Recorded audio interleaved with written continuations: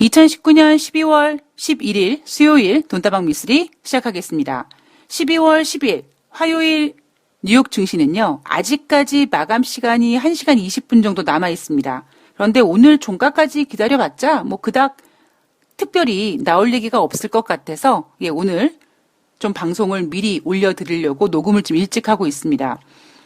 지금 결국에요. 관전 포인트는 12월 15일 1560억 달러에 대한 중국산 제품에 10% 관세를 15% 인상하겠다고 한 미국이 진짜 관세를 인상할 것이냐 아니면은 유예할 것이냐 여기에 대한 갑론을박이죠.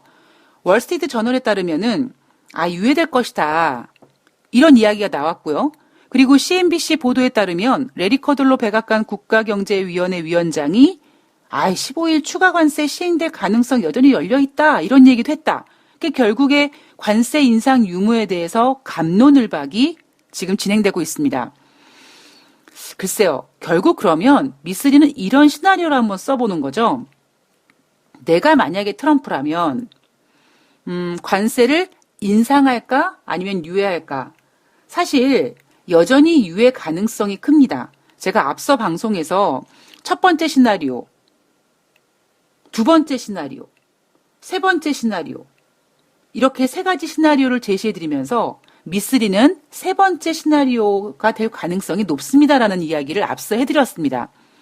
그러면 15일 날 관세를 인상한다라는 가정을 했을 때 과연 중국산 제품 1560억 달러에 대해서 10%의 관세를 15%로 인상하겠습니다 라는 발표를 과연 언제 할까? 제가 만약에 미국이라면요. 미국 시간으로 12월 13일 금요일 주식시장이 마감된 다음에 그러니까 우리나라 시간으로 12월 14일 토요일 오전 중에 발표를 하지 않을까. 왜냐하면 그러면 미국 증시는 어차피 금요일 증시가 끝났기 때문에 미국 증시는 직격적인 타격을 받지 않을 거고요. 14일 날, 15일 날 관세 인상하고 하면서 12월 16일 아시아 증시는 일명 개박살이 날 가능성이 높죠. 그러나 이 시나리오는 사실 굉장히 좀 걱정스러운 시나리오입니다. 그러나 우리가 인생을 살면서 항상 철두철미뿐만 아니라 철상철하, 즉 앞에만 철저하게, 뒤만 철저하게 준비하는 게 아니라 위도 아래도 철저히 준비를 해야 되는 게 흔들리지 않는 좀 위험을 좀 적게 가는 인생을 사는 방법이라면 우리 경제에서도 주식에서도 마찬가지로 어떻게 맨날 그래 15% 관세 인상 안 할 거야. 유예시킬 거야. 트럼프 대통령이 어떻게 유예하겠어.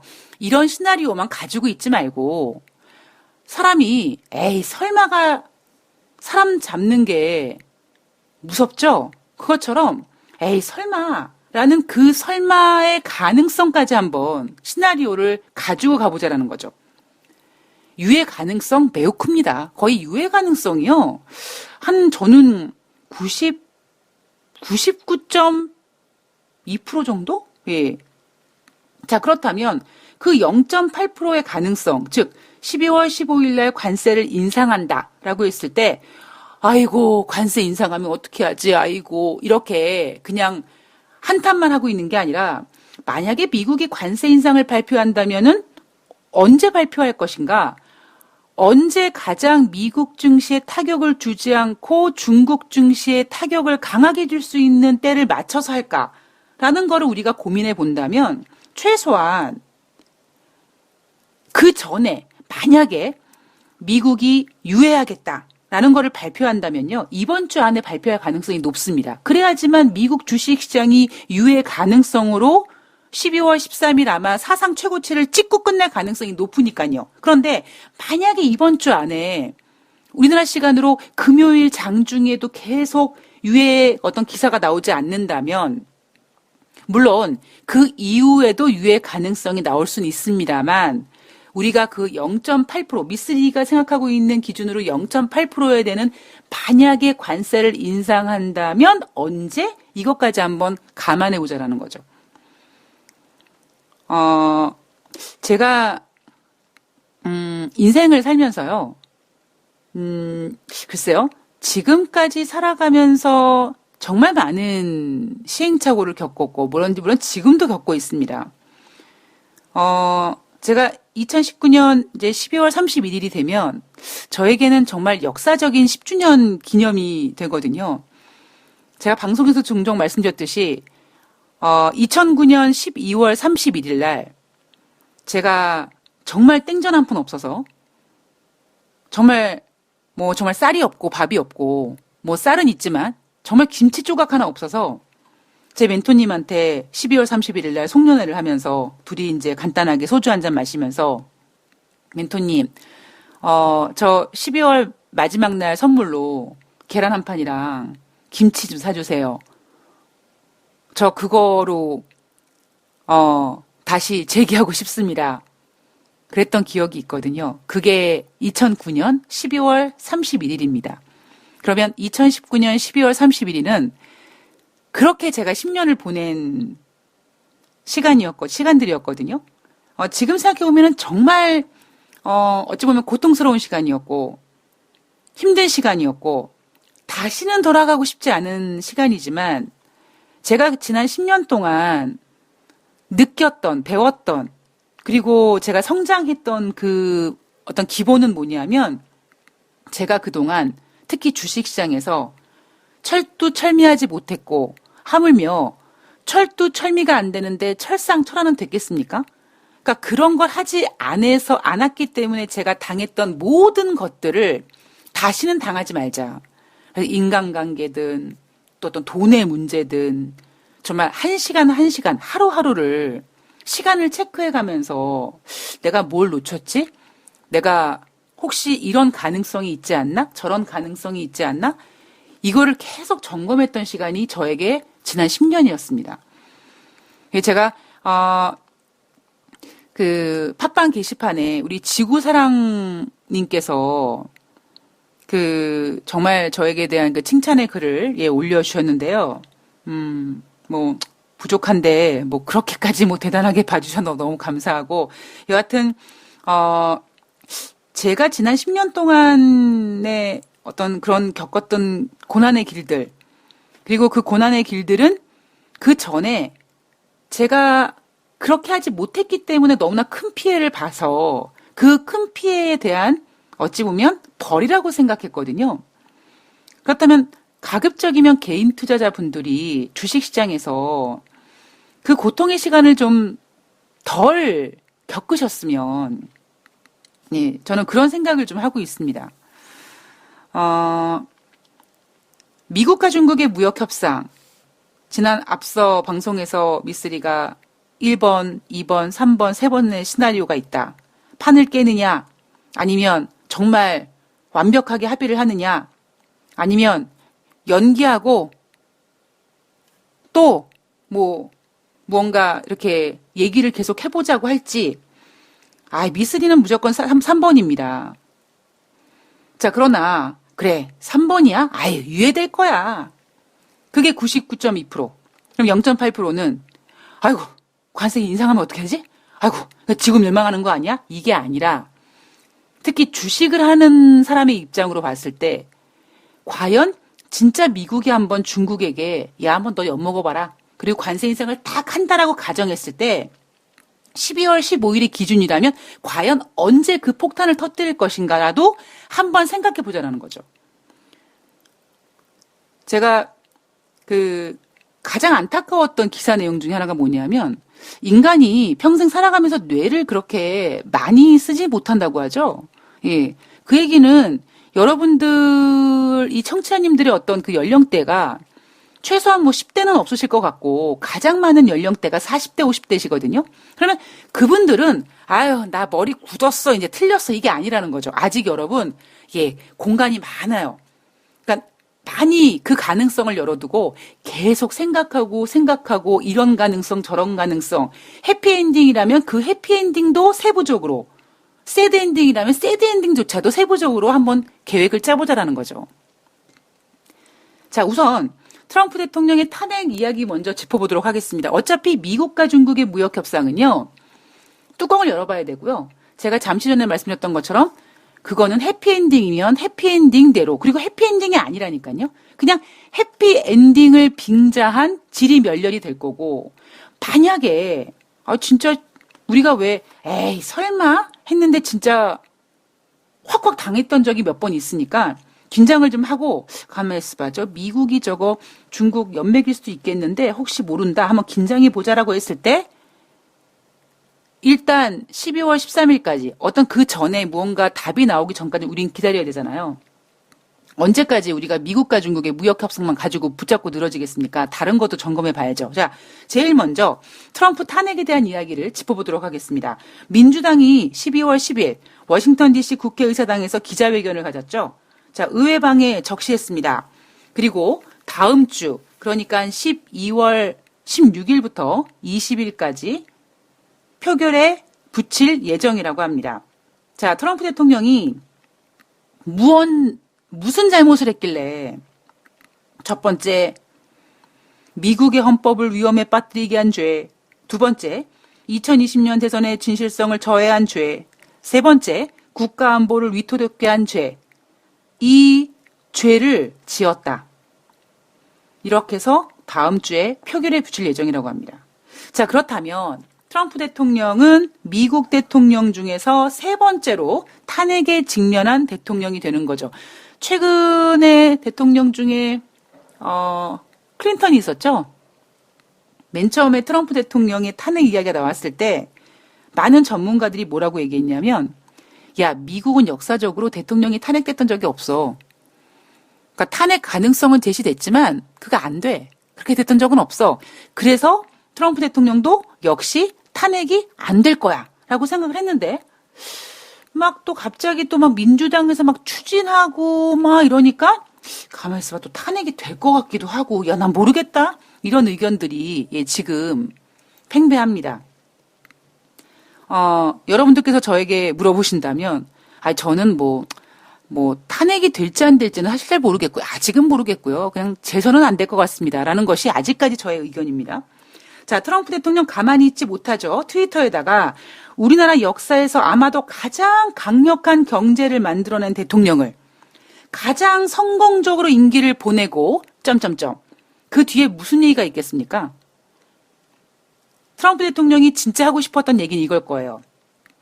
우리나라 역사에서 아마도 가장 강력한 경제를 만들어낸 대통령을 가장 성공적으로 임기를 보내고 또 임기를 보내고 싶어하는 나를 더군다나 아무런 잘못도 하지 않은 대통령을 탄핵하는 것은 정치적으로 미친 짓이다라고 얘기를 했습니다. 그러나 또 더 임기를 보내고 싶어한다는 얘기는 쏙 빼놓고 이렇게 강력한 경제를 만들고 성공적인 임기를 보내고 있는 나를 아무런 잘못도 하지 않은 나를 어떻게 탄핵할 수 있느냐? 그건 미친 짓이다 라고 트위터에다 올렸습니다. 아무런 잘못도 하지 않는 인간은 없죠. 자기만 읽을 수 있는 일기에서조차 100% 솔직하지 못한 게 인간입니다. 털어서 먼지 안 나는 인간 없고요. 그죠? 평생 이건 진짜 나만 알고 있는 나의 죄야. 이런 거 누구나 다 하나씩 가슴속에 담고 있지 않으십니까? 그게 어떤 물건에게 피해를 줬던, 어떤 사람 마음을 상처를 줬던, 어떤 내가 뭔가를 이득을 취하기 위해서 뭔가 다른 거를 희생시켰던 그런 경우는 피치 못하겠지만 다 누구든지 가지고 있죠. 그러니까 트럼프 대통령이 아무런 잘못도 하지 않은 대통령이다. 이거는 너무 오보고요. 그리고 가장 강력한 경제를 만들어냈다. 트럼프가 만들어낸 건 아니죠. 물론 트럼프 대통령의 감세 정책이 효과가 있었긴 했습니다.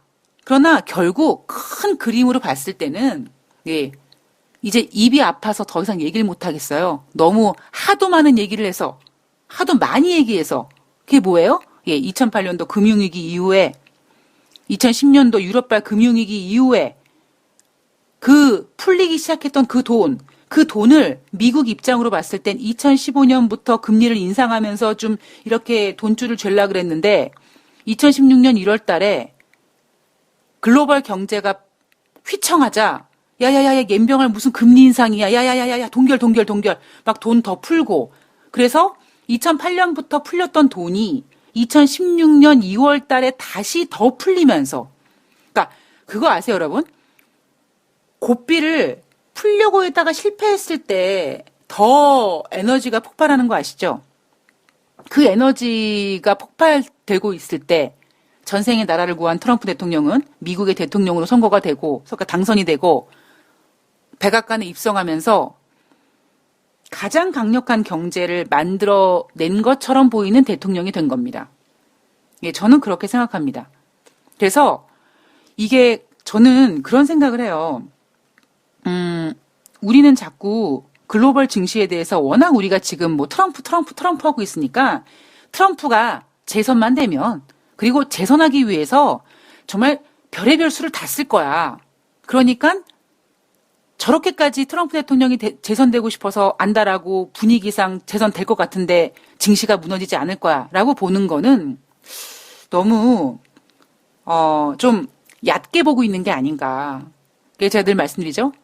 트럼프 대통령이라는 한낱 미국 대통령이 이 전 세계 글로벌 금융시장에 풀린 이 유동성을 잘 관리할 수 있느냐? 제가 저의 2008년도 경험을 토대로 불가능하다라고 말씀드렸습니다. 어느 정도까지는 가능해요. 그런데 그게 어느 정도 선이 넘어가 버리면 제가 그 유동성이 휘둘리더라고요. 그리고 그거는 뭐 저든 트럼프든 아니면 여러분이든 다르지 않다라고 생각합니다. 우리가 왜 그런 거 있잖아요. 어떤 자기가 감당할 만한 그릇이라는 게 있잖아요. 아마 여러분들도 난 정말 돈이 많았으면 좋겠어라고 생각을 하지만 막상 여러분 정말 돈이 많았을 때 여러분 그거 관리하실 수 있으실 것 같습니까? 그거 쉽지 않아요. 그러니까 보면은 나는 뭐 100억이 있었으면 좋겠어. 나는 뭐 1000억이 있었으면 좋겠어. 막 그렇게 얘기하는 분들을 보면 참 철없다. 1000억을 가지고 있는 사람이 그 돈 관리하는 게요. 예. 얼마나 힘들겠습니까? 감당이 안 되는 거예요. 그러니까 그거를 1000억을 관리할 수 있는 능력이 되는 사람이 그러면 모르겠는데 대부분의 개인들이 그러기 어렵거든요. 그러면 대충 나는 그냥 비단지고 늙어서까지 그냥 어느 정도 선에서 그냥 병원 좀 다니고 여행 좀 다니고 먹고 싶은 것 좀 먹고 자식들한테 손 안 벌리고 아플 때 그리고 아프지 않을 때 건강검진 좀 받아볼까? 이랬을 때 그 몇십만 원이 손에 쥐고는 있지만 그거 아까워서 쓰지 못하고 그것만 아니면 된다라는 거죠. 너무 많아도요. 많은 돈을 관리할 수 있는 능력이 된다면 모를까? 너무 많아도 안 된다고 생각하거든요, 저는. 그것처럼 트럼프 대통령이 관리할 수 있을 만한 어느 정도의 그 유동성의 범위는 있지만 그게 트럼프든 제롬 파월이든 그 사이즈가 넘어가면 불가능하다고 보고 있고요. 저는 이미 그게 불가능해지고 있다라고 보는 사람입니다. 제가 오늘 방송에선 준비하지 못했는데요. 지금 뉴욕 연방은행이 풀고 있는 레포 금리 다시 지금 출렁거릴 거라고 우려가 나오고 있습니다. 내년도까지 지금 계속 레포 금리를 풀고 있는데 레포를 운영하고 있는데 지금 수요보다 공급이 부족해졌다고 합니다. 절대 뉴스에서는 크게 발표 안 하죠. 왜 발표를 안 할지, 왜 크게 부각시키지 않을지에 대해서 한번 곰곰이 생각해 보셨으면 좋겠습니다. 자, 앞으로 트럼프 대통령은 어떻게 될 것이냐? 우크라이나 스캔들 조사를 하면서 권력 남용과 의회 방해 2개 혐의로 탄핵 소추안이 작성되었고요. 특히 이번에 우크라이나 스캔들을 조사하면서 사실 그 전에도 의심이 있었거든요. 2016년도에 저 트럼프 대통령 러시아를 개입시켰네? 이런 그 의심이 있었습니다. 근데 참 이게 사람이요. 보면 사기를 당하는 사람도 거의 비슷한 스타일로 당하거든요. 사람을 믿고 그 사람을 믿어서 좀 잘 될 거라고 도와주다가 사기당하고 사람한테 상처받고 또 다른 사람한테 다시는 그러지 말아야지라고 했는데 어찌 보면 또 그렇게 비슷하게 당하고 하는 것처럼 사람이나 뭐 어떤 이슈나 뭐 돈이나 이 패턴이라는 게 있습니다. 제가 방송에서 패턴에 대해서 자주 말씀드리잖아요.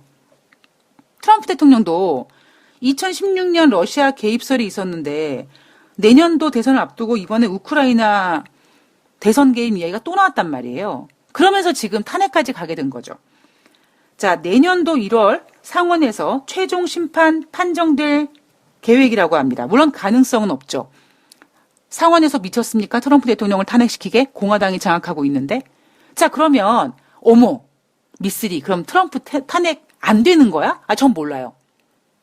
사람은요, 당장 내일 일어나는 일도 모르기 때문에 여러분 탄핵 안 될 거예요. 이렇게 얘기하기가 어렵습니다. 자, 그러나 이렇게 말씀드릴 수 있어요. 미국 상원에서 트럼프 대통령을 탄핵시키지는 않을 거예요. 그러나 이제 우리는 뭘 봐야 되냐면 트럼프 대통령이 자신이 탄핵당하지 않기 위해서 무엇을 할지를 생각을 해야 되고요. 그 무엇을 할지가 과연 이 주식시장에 먹힐지 안 먹힐지를 봐야 되고요. 그리고 지금 그걸 누가 알고 있다고요? 시진핑 수석이 알고 있고 김정은이가 알고 있다고요. 제가 앞서서 이런 얘기 드렸잖아요. 아니 저기 동양의 그 사우스 코리아라는 한국이란 나라에 그 개인 팟캐스트 하는 그 미스리라는 애가 트럼프 대통령 마음속을 읽고 있는데 김정은은 그걸 모르겠습니까? 시진핑은 모르겠습니까? 알거든요. 이제 맨 처음에 북한과 미국과의 관계 이야기 나왔을 때 가장 걱정했던 게 뭡니까? 김정은이 나이가 어려서 트럼프 대통령이 상투를 붙잡고 흔드는 거예요. 지금 더 강경하게 나오죠? 자, 거기다가 지금 중국과 무역 분쟁이 진행 중입니다. 15일날 관세 인상 지금 유예할 가능성이 높은 이유가 뭡니까? 1,560억 달러에 대한 중국산 제품이 대부분 소비재란 말이에요. 그러면 12월 크리스마스를 앞두고 집에다가 뭐 미리 지금 미국 국민들은 해놨을 수 있겠지만 크리스마스 뭐 산타 뭐 트리 같은 거 하나 할래도 다 메이드 인 차이나인데 결국 그 얘기는 15일날 관세를 15% 인상하면서 연말의 소비 시즌에 그 피해를 미국 국민들이 고스란히 받을 거기 때문에 트럼프 대통령이 인상하지 못할 거라는 생각 때문에 지금 유예될 거라고 이해가 나오고 있는 거 아니겠습니까? 이거 지금 미국과 중국의 무역 분쟁을 흔드는 거예요? 아니에요. 지금 미국이 뭐가 불만이냐? 야, 중국, 너 왜 400억 달러에서 500억 달러 농산물 안 사주냐? 이거거든요. 근데 중국이 지금 사줍니까? 아니에요. 딜하고 있어요. 그러면 너 왜 지난 10월달 합의 본 거 야 벌써 지금 2개월이 지났는데 야 배추 썩어가겠다. 무 썩어가겠다. 콩 썩겠다. 빨리 사줘야 되는데 지금 중국은 지난 10월달에 합의한 400억 달러에서 500억 달러 여러분 지금 12월 중순 딱 2달 됐습니다. 전혀 진행된 사항이 없어요. 그러면 저라면 중국 저 새끼들 저거 진짜 니네 안 되겠구나 라고 관세를 인상해야 되는데 미국이 못하는 거예요. 결국 그 얘기는 지금 미국과 중국과의 무역 협상을 누가 흔들고 있습니까? 중국이 흔들고 있다고요. 자꾸 언론은 중국 상무부에서 대화가 계속 진행되고 있다는 얘기만 나오면 마치 중국이 미국한테 합의를 봐줄 것처럼 미국에게 양보할 것처럼 표현을 하지만 제가 봤을 때는 정말 그런 내용을 쓰는 기자들은 그런 생각을 하고 있는 그 전문가들은 중국을 진짜 모른다니까요. 아니 1년 지금 반을 겪어오면서도 그렇게 중국의 진행상을 모르겠습니까? 그리고 그럼 미쓰리 너는 어떻게 하느냐? 제가 진짜 전 중국에 가본 적도 없는데 근데 뭐를 보고 왔냐면 중국 상무부, 중국 그 권력팀에서 나오는 이야기를 보면 그들이 무슨 생각하는 줄 알 수 있거든요. 400억 달러에서 500억 달러 해주겠다. 그런데 전제 조건이 있다니까요. 수요에 맞아야 되고 WTO에서 정한 그 가격에 맞아야 된다라고 중국은 처음부터 얘기했다고요. 근데 이거를 자꾸 중국에서 나오는 얘기를 자꾸 우리가 듣고 싶은 걸로 자꾸 이렇게 포장을 해서 자꾸 왜곡해서 듣다 보니까 여러분들 생각에 자꾸 미스가 나는 거라고 전 생각을 합니다. 자, 김정은과 트럼프에 대한 이야기를 간단히 하면 적대적 행동을 하기에 김정은은 너무 똑똑하고 너무 잃을 게 많다. 미국 대통령과의 특별한 관계를 무효하거나 11월에 있을 대선에 간섭하고 싶지 않을 것이다. 이렇게 얘기했죠. 자, 김정은은 너무 똑똑하다. 김정은은 똑똑하니까 사고치지 않을 거야. 뭐 모든 거를 그러니까 잃을 게 너무 많은데 그렇게 나대지 않을 거야. 사랑에 있어서요. 덜 사랑하는 쪽에 권력을 갖는다고 하죠. 그리고 싸움에 있어서 잃을 게 없는 자가 승리한다고 합니다. 잃을 게 많은 자는 조심한다고 하죠. 트럼프 대통령은 마치 김정은과 사랑하는 사이인 것처럼 이 브로맨스를 자랑했었습니다. 자, 그렇다면 김정은과 트럼프를 사랑하는 연인이라고 쳤을 때 누가 권력을 잡습니까? 덜 사랑하는 쪽이 권력을 잡습니다. 그리고 그들의 사랑은 마음속에서 우러나는 어떤 그런 사랑이 아니라 그리고 요즘도요. 요즘 뭐 대한민국의 젊은이들이 진짜 순수한 사랑도 있지만 요즘에 솔직한 얘기로 다 좀 이렇게 좀 경제적인 것도 좀 따지고 수준도 따지고 좀 냉정해지지 않았습니까? 그 사랑이라는 그 순수함 앞에서도 그런데 미국과 북한이 그 두 브로맨스가 사랑하는 쪽이 덜 사랑하는 쪽이 권력을 잡는다라고 했으니 누가 더 덜 사랑하겠습니까? 여기서 사랑이라는 건 정말 사랑하는 거 아니죠. 어찌 보면 여기서 얘기하는 거는 덜 사랑하는 쪽이 권력을 잡는다는 얘기는 덜 똥줄 타는 곳이 권력을 잡는다라는 건데 누가 똥줄을 타겠습니까? 트럼프가 탄단 말이에요. 왜? 김정은이 잃을 게 없어요. 물론 잃을 게 있죠. 근데 늘 북한은 그런 식이었습니다. 북한이 늘 우리 잃을 게 없어 한번 해봐 라고 했기 때문에 미국이 북한을 어떻게 하지 못하고 그냥 계속 이러고 있는 거예요. 미국이 북한을 치면 중국이 가만히 있습니까? 그건 완전히 정말 세계 3차 대전인데 북한이 그 백을 믿고 있기 때문에 나는 잃을 게 없어 한번 해봐. 근데 못하잖아. 이거를 버티고 있는 게 북한이고 트럼프 대통령은 잃을 게 많단 말이에요. 당장 북한 비핵화 시키겠다고 했는데 지금 트럼프 대통령이 뭐 장거리 미사일 뭐 다시 뭐 어쩌고 저쩌고 하니까 어떻게 생각하겠습니까? 트럼프 대통령 너 그동안 뭐 한 거냐? 이렇게 되는 거 아니겠습니까? 그러면 가뜩이나 지금 민주당에서 탄핵하죠. 중국과 무역 분쟁 저렇게 진행되고 있죠. 거기다가 북한 저렇게 다시 뭐 핵 개발한다. 이러면 트럼프 대통령 불리할 수밖에 없는 거죠. 누가 잃을 게 많습니까? 김정은이 잃을 게 있는 게 많은 게 아니에요. 트럼프가 잃을 게 많은 겁니다. 그리고 그러잖아요. 11월에 대선에 간섭하고 싶어 하지 않는다. 이건 무슨 얘기입니까? 김정은이가 내년도 11월에 있을 트럼프 대통령 재선에 위해서 어이 트럼프 형님 재선하기 위해서 북한의 비핵화 필요하지 않으십니까? 그러면은 뭐 좀 내놔야죠. 이거 하고 있기 때문에 이거 하고 있다는 걸 안단 말이에요. 그러니까 제가 아까 그랬죠. 중국과 미국과 무역 분쟁에서 중국 상무부에서 하는 얘기를 잘 들어야 된다고요. 그러니까 듣고 싶은 것만 듣는 게 아니라 말 속에는요. 뼈가 있단 말이에요. 그 사람의 생각이 반영된단 말이에요. 농담 속에도요. 생각이 반영됩니다. 그러면 지금 트럼프 대통령이 김정은이 똑똑하다고 얘기한 거는 똑똑하기 때문에 함부로 하지 않을 거다라고 김정은을 우쭈쭈 해주면서도 너무 잃을 게 많다라고 협박했지만 잃을 게 많은 거는 트럼프 대통령인 거고요.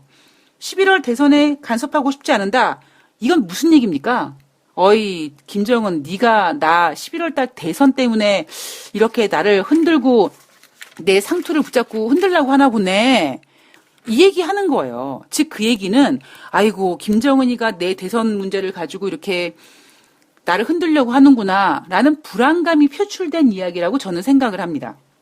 자, 미중 무역 협상으로 넘어가면은요. 월스트리트 저널에 따르면 15일 예정된 대중 추가 관세 부과를 미루는 방안이 검토 중이다. 자, 그러나 트럼프 대통령이 최종 결정을 아직 내리지 못했다라고 얘기했고요.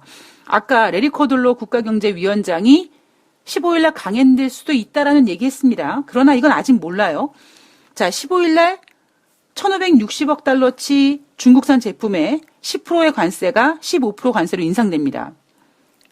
제가 여기에 대한 이야기는 앞에서 해드렸습니다. 자, 중국이 미국산 농산물 구매해주는 거, 이 이슈가 쟁점이 될 텐데, 지금 중국이 뭐 하고 있어요? 세계무역기구 규정에 어긋난다 라는 입장을 보이고 있다고 합니다. 제가 미국과 중국의 무역 분쟁 지난 10월 달에 뭐 1단계 합의 어쩌고 얘기하면서 중국이 미국산 농산물 400억 달러에서 500억 달러 이 얘기 얼마나 제가 지금 지적질을 많이 합니까? 중국이 그렇게 쉽게 사줄 게 어렵습니다. 라는 얘기를 지금 매 방송에서 합니다.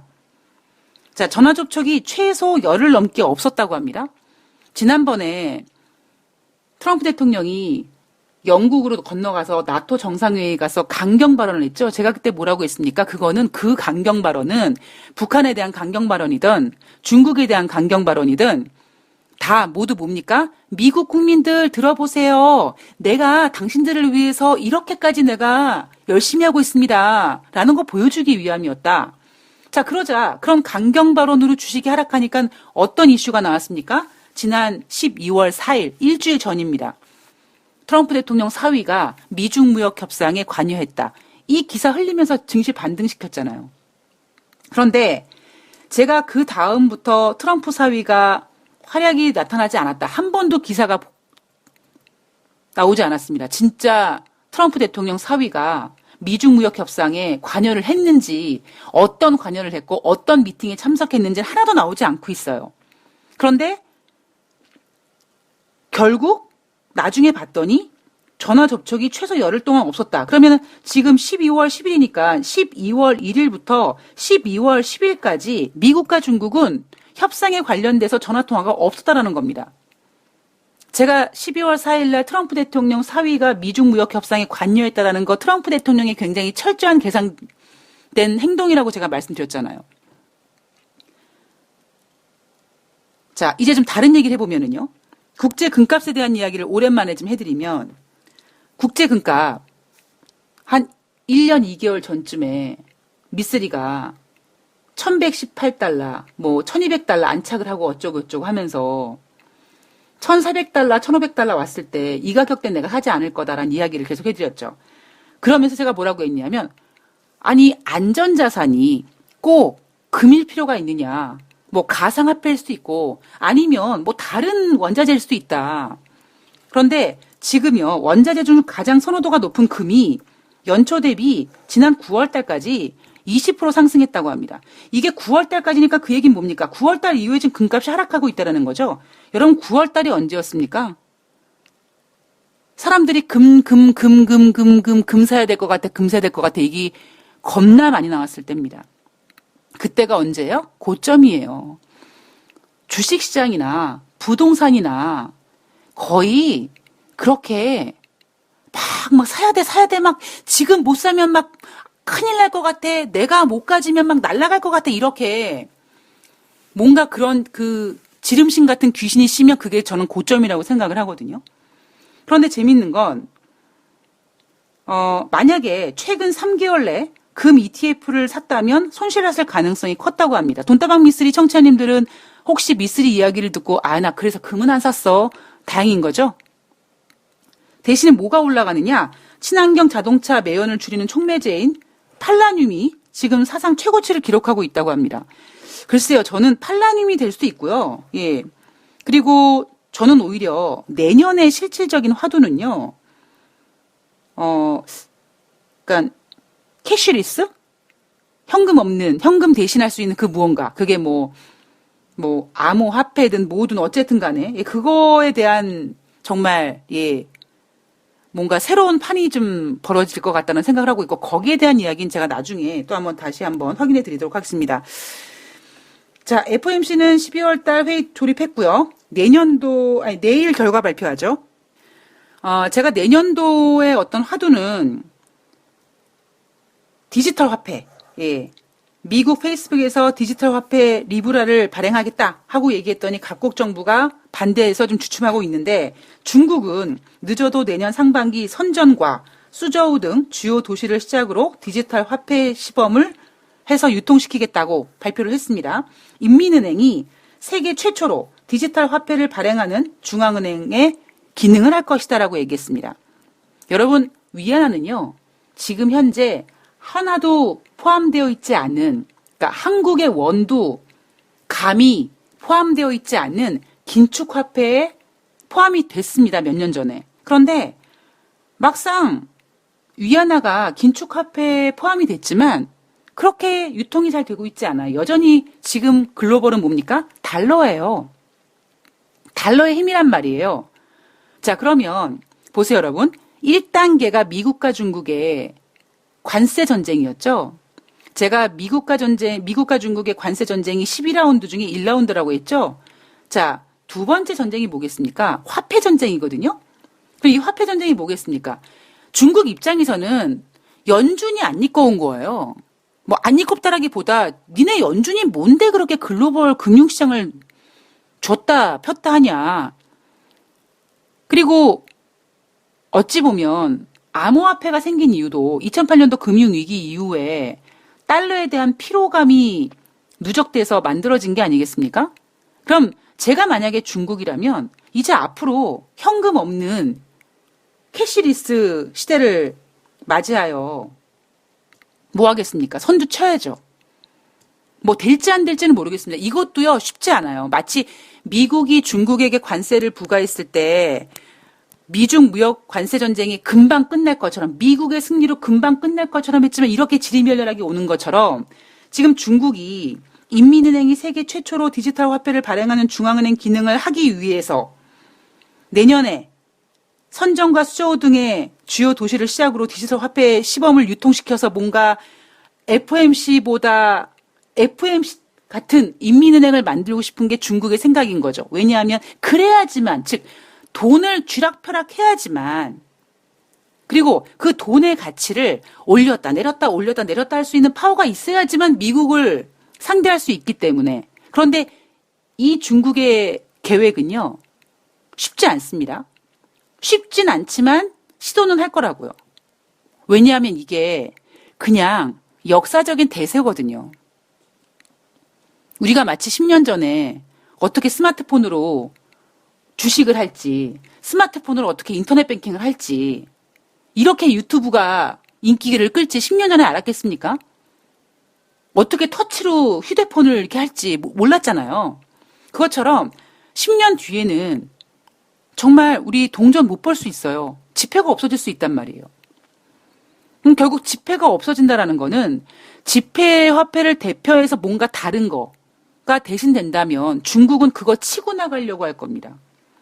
물론 그걸로 인해서 또 달러를 가지고 있는 미국과 부딪히겠죠. 얼만큼 부딪히느냐에 따라서는 관건이지만 일단 내년의 화두는 디지털 화폐가 대세가 될 가능성이 높다라고 전 개인적으로 보고 있고요.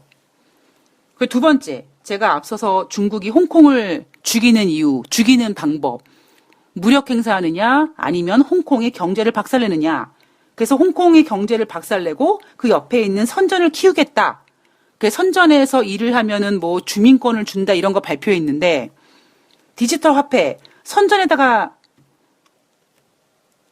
준대잖아요. 시범 유통을 시킨대잖아요. 자, 그리고 마지막으로 이 아르헨티나 이야기를 좀 잠시 할 텐데 뭐 아르헨티나 걔네 뭐야 이렇게 생각하실 수 있을 텐데요.